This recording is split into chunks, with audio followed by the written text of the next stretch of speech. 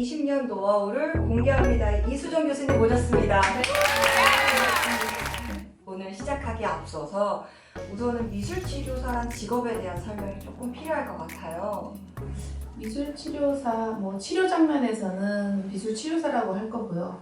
또 상담의 장면에서는 미술심리상담사라고 할 텐데 하는 일은 거의 동일해요. 상담가가 주로 사용하는 매개가 무엇인가에 따라서 앞에 이런 수식어가 붙는다고 생각을 하시면 될 것 같은데, 우리나라 말로 번역되어서 미술이지만 영어로 쓰자면 아트 테라피예요. 그러니까 좀 더 통합적 예술 치료와 같다라고 보지만 주로 하는 것은 그 미술로 매개를 해서 사람의 심리를 접근하는 방식에 사용을 하는 직업.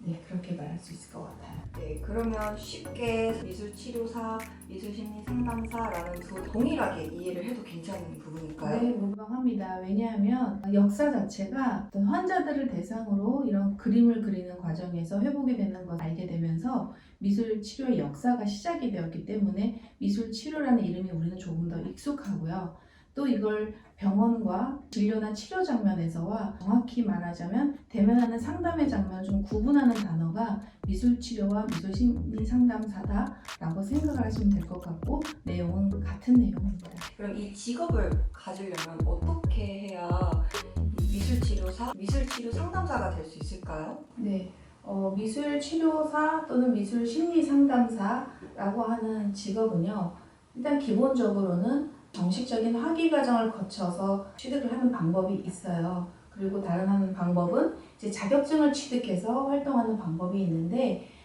두 가지 선택지를 놓고 나의 모든 어떤 환경과 형편을 고려했었을 때 학위 과정이 다 전부는 아니고 두 개 다 중요한 건 저는 본인 자신의 인격과 그 다음이 기술력이라고 생각을 해요. 그러니까 내가 훌륭한 아무리 석박사 이상의 학위를 가지고 있다 할지라도 그 사람의 인격이 어떠냐에 따라서 이 직업은 굉장한 영향을 받는다라고 생각을 하시면 될 것 같거든요. 전문의 혹은 헤어 디자이너, 그 미용업계, 뷰티업계도 내가 실력만 좋으면 인격이 두 번째여도 사람들은 찾아봐요. 왜냐면 수술을 너무 잘하는 의사 선생님이야. 그러면 그분의 인격과 상관없이 그냥 줄을 서서 수술을 받거든요. 근데 상담가는 그러기가 쉽지 않아요.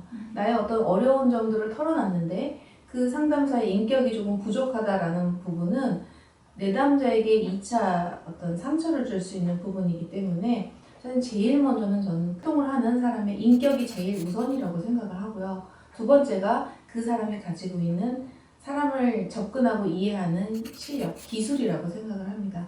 그 다음 옵션이 자격은 당연히 있어야 되겠지만 학위 과정이 그 다음이지 않을까 생각을 해요. 그 후에 선택은 학위라고 하셨는데 그럼 이미 그 전에 흔히 말하는 이 자격증을 취득하는 방법은 혹시 어떤 게 있는지 알려주실 수 있나요?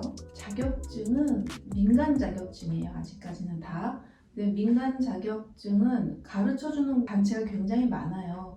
물론 좋은 가르침을 받을 수 있는 단체를 만나는 것도 사실 좀 기회인 것 같기는 해요. 어디서 배우느냐 또는 어떻게 배우느냐 차이는 내가 이걸 실제로 활용할 수 있느냐 없느냐에서 분별이 된다고 생각을 해요. 저 같은 경우에는 자격증을 취득한 날로부터 지금까지 쉬지를 않았어요. 그래서 한 약 20년의 경력을 가지게 된 것이고, 그 경험이 정말 현장에서 경험한 것들이니까 여러분들과 공유하고 싶은 자리를 마련하게 된 것도 그 이유라고 할 수 있습니다. 사실 요즘 보면 정말 자격증이 많은 데서 발급하고 있잖아요.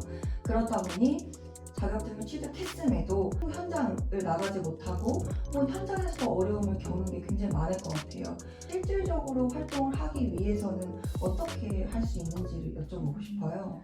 정말 우리가 기억해야 되는 거는 자격증을 취득한 게 전부가 아니에요. 사실은 운전면허증도 면허증인데 취득하고 나면 연수를 하는 걸 굉장히 당연하다고 생각을 하거든요.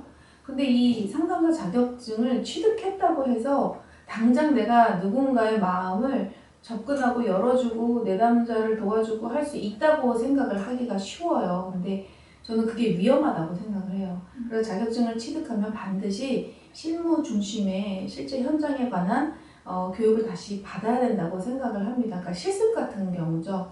어떠한 전문 영역에서는 이런 임상 기관들이 있기 마련이잖아요. 그래서 정확한 임상을 가지기 전에 임상 투입되기 전에 어떤 실무 교육이 뒷받침이 되지 못해서 오는 그 부재에 따른 어려움들이 사실 있는 거죠. 예, 자격증을 취득하고 현장에 나가게 됐을 때는 어떤 곳으로 혹시 일을 할 수 있을까요?